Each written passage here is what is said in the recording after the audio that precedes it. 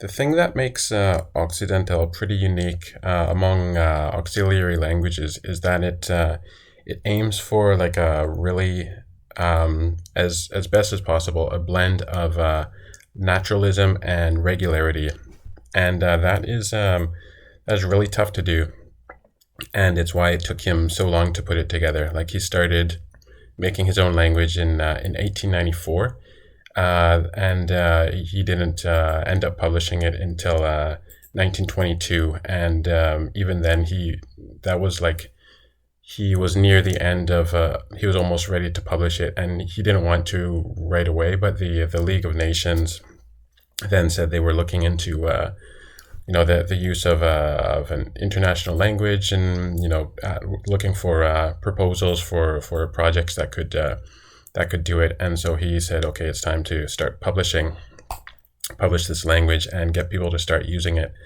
And the difficulty back then was, before Occidental, you had a lot of you generally had two types of languages. You had the languages that made up their own logical structure, and they kind of wanted to look international, but you'd have to kind of like take these roots and kind of deform them basically to match the grammar. And so you would have these results that look kind of natural, but not really, and they feel like a little bit grotesque sometimes, depending on, some people like them, but other people, the first impression that a language might give, if it looks kind of weird, is a negative one.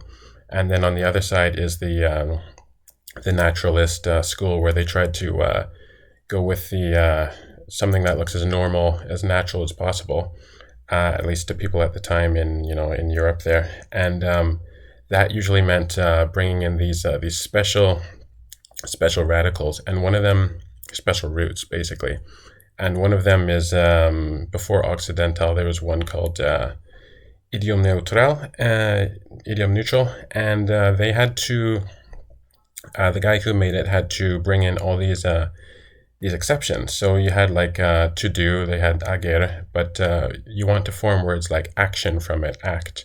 And so the only choice was to bring in all these exceptions and say to the reader, okay, if you're driving, if you want to make a word called action, you just have to remember that ager becomes act, or you have to remember that digerer becomes digest or digest. I forget how they pronounce it there.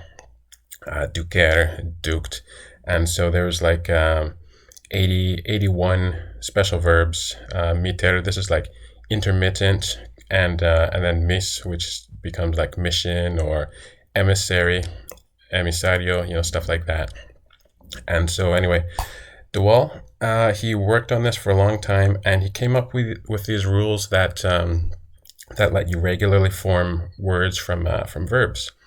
And when it was done, there were 6 exceptions, and they're not the biggest exceptions. And he decided, six is enough for a learner. They can pick up 6. 81 is too much, but 6 should be fine.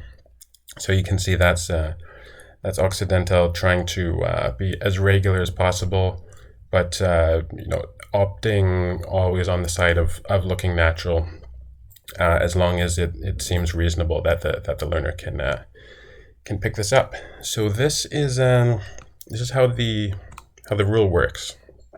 So the verbs, first of all, you need to have. This is why you have 3 verb endings, and you see this in Romance languages, ar, ir, and er. And what you do is you actually, I have a chart here. I put this together to make it even easier. So if you have an AR or an IR verb, and here you have colaborar, which means to collaborate, and definir, which means to define, you take off the R, and you end up with colabora and defini. And then what you do is you add a T, collaborat, definit, dilute, and then you add these suffixes. And these the suffixes that need this rule are like ion, like colaboración, definición, dilución. And you recognize all of these as English speakers: definition, dilution. So that is how that works. Then if you have an ER verb, these are the ones that get the most interesting treatment. So you have diluer, which is to dilute, exploder, adherer, and emisser. So this is to emit, this is to explode, this is to adhere. And these are the ones that generate, they have like a different consonant here. So first you start out by removing the ER. So from diluer, you get dilu, and exploder, you get explode, adherer, you get adhere, and emisser, you get emis. And then you look at what the ending is. So what do you have? If you have a vowel, you do the same thing you do over here. You add a T, dilu becomes dilute, and dilution, so dilution. If it's a D or an R, this is the most interesting part.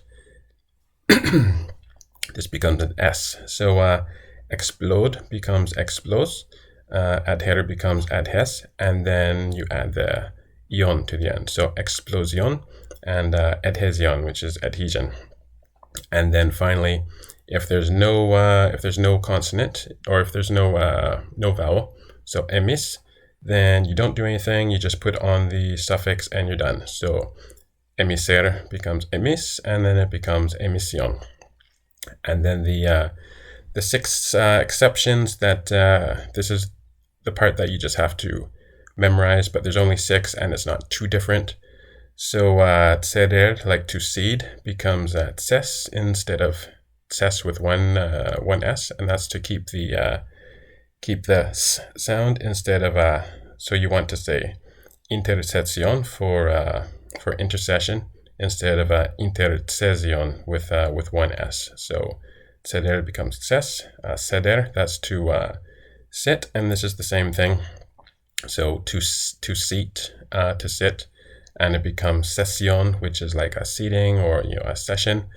Mover, this one just becomes mot, and that lets you get motion, so motion from move.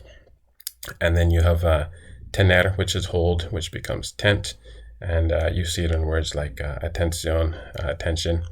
And then verter, which is like to rotate kind of thing, turn towards. Vers, and then version.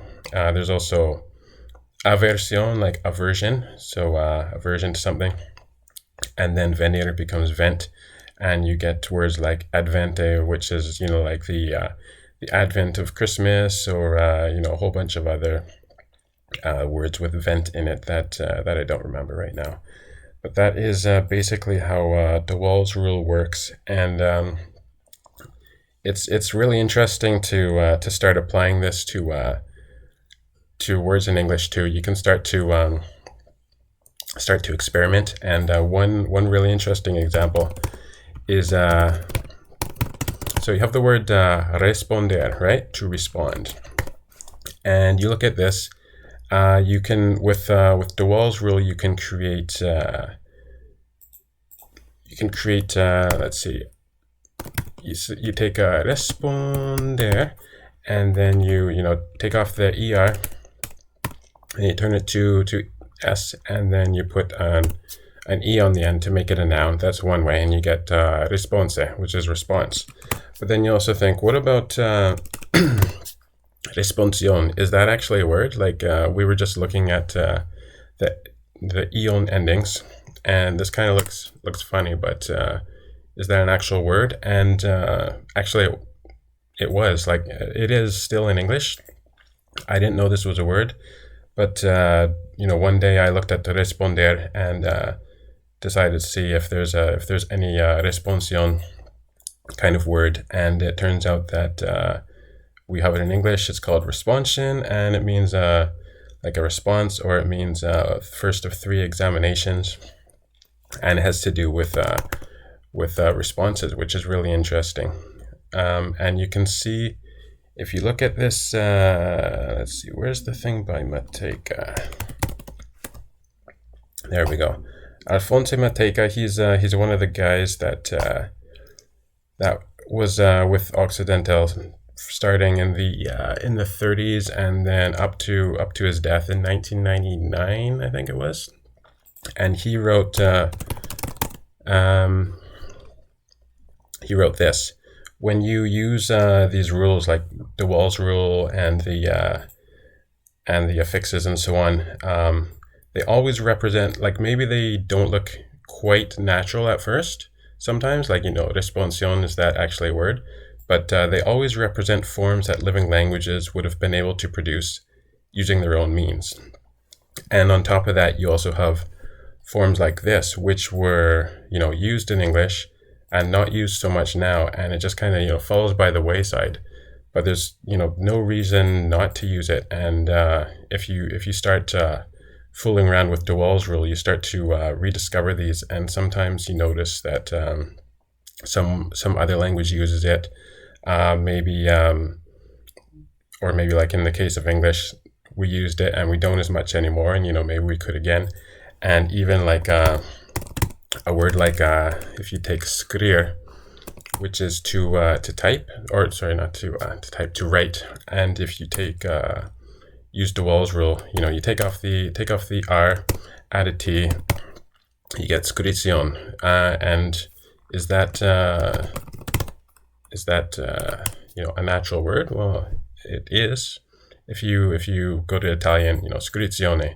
So you can see they're kind of using the same form with a different spelling.